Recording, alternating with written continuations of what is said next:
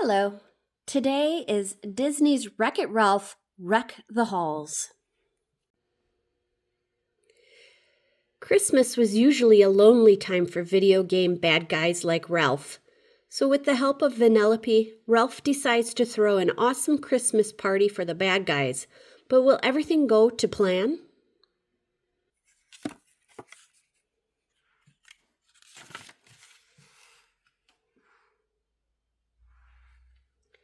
Vanellope von Schweetz, president of Sugar Rush, lay down in a drift of powdered sugar. "Ralph, watch this," she called to her friend. Ralph was visiting from his own video game, Fix-It Felix Jr. Vanellope moved her arms and legs quickly through the fluffy powder. Then she sprang to her feet. "Ta-da! A sugar angel!" she exclaimed proudly. Ralph smiled weakly. "Oh, yeah, nice one," he said. Vanellope could tell something was bothering Ralph. "Hey, shouldn't you be Mr. Holly Jolly? It's only a few days until Christmas, your first real Christmas." The festive period was usually pretty lonely for video game bad guys like Ralph, but ever since Ralph had saved his game from being unplugged, the Nicelanders had realized what a good guy their bad guy was. For the first time ever, they had even invited Ralph to their Christmas party.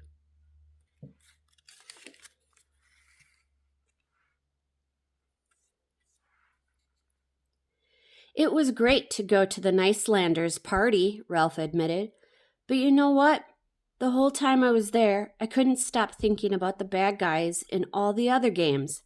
Their Christmas will be just as lonely as ever." Ralph remembered past Christmases spent alone on his brick pile. Bad guys deserve a real Christmas, too.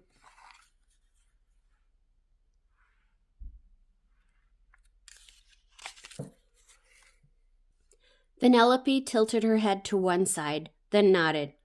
"You're right," she said, "and we can give it to them."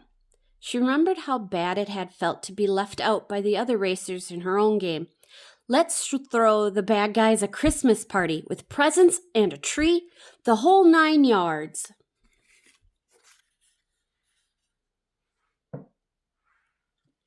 Ralph's face lit up. "That's a perfect idea."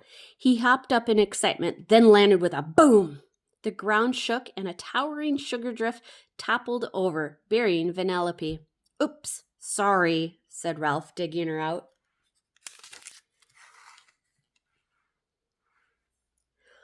Ralph called a special meeting of the Bad Anon support group. "Every year we bad guys get stuck on the outside of Christmas. Well, this year everything is going to be different." Ralph told them all about how wonderful Christmas could be, with decorations, presents, songs, and parties. Everyone was really excited. Ralph's Christmas sounded like so much fun. "I want everyone to meet here in the support group room on Christmas Eve," said Ralph, "and get ready for the merriest Christmas ever." Ralph and Vanellope got busy making a special gift for each bad guy. They planned something for everyone, including a new fireproof cape for Satine, 8 cozy mittens for Cyclopticus, and a jar of extra sticky toffees for Zombie to reattach his arms. "And now for the tree," said Vanellope. "It just isn't Christmas without a tree covered in sweets."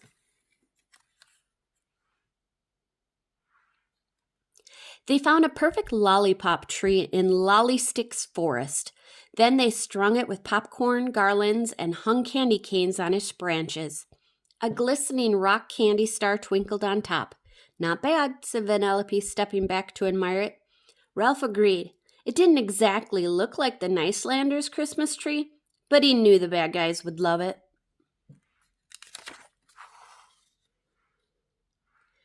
Now there was just one day left until Christmas Eve, and Ralph was worried about something. How are we going to carry all this to the support group room? Vanellope wrinkled her nose as she thought it over. Then her eyes widened. "The same way Santa does," she replied, "in a sleigh." Vanellope dragged Ralph across Sugar Rush to the cart bakery.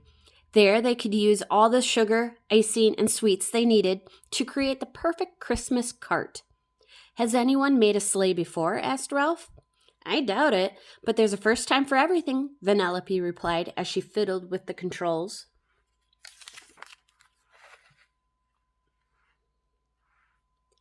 Gears turned, belts rolled, mixers mixed, and icing iced. Within minutes, a gleaming vehicle slid out of the finisher and came to a rest at Ralph's feet. "One rocket-powered candy sleigh ready to go," Vanellope declared.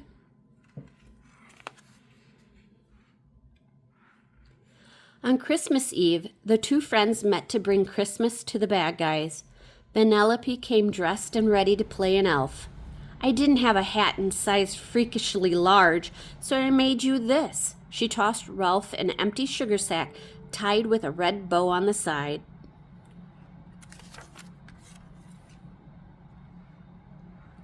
How about I get us off the ground?" said Vanellope. She shooed Ralph into the passenger seat. "You can turn on the rockets once we get going." Vanellope revved the engines, and they were off. Soon they were flying smoothly towards the game exit. "Okay, let's get this thing moving," Ralph called out, reaching for the left and right rocket switches. He flipped them both, but his powerful grip snapped one of the tiny rocket switches like a toothpick. Only one rocket turned on, and the sleigh spun out of control.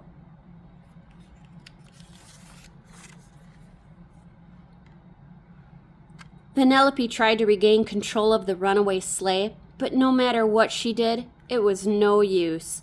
The rocket spiraled lower and lower until, gloop, it came to a lurching stop in the middle of Great Carmel Lake.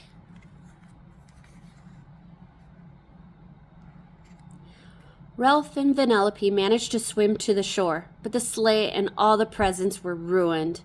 Ralph watched sadly as everything they had worked on sank beneath the Carmel Lake.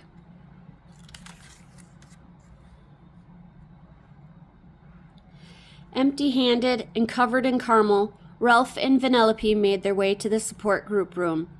Ralph hesitated. "What are we going to tell the guys? I've wrecked their Christmas." The crash had been an accident, but Vanellope was still sad that they wouldn't be able to have a Christmas party. "Time to face the music, big guy," she said. But when they opened the door, the friends' jaws dropped. The room was completely decked out, and the party was well underway. The bad guys greeted them with a big cheer. "Where did you get all this?" asked Ralph. "We spent the last few days getting everything ready," Sorceress said. "Yeah, you got us all in the Christmas spirit," Satine added.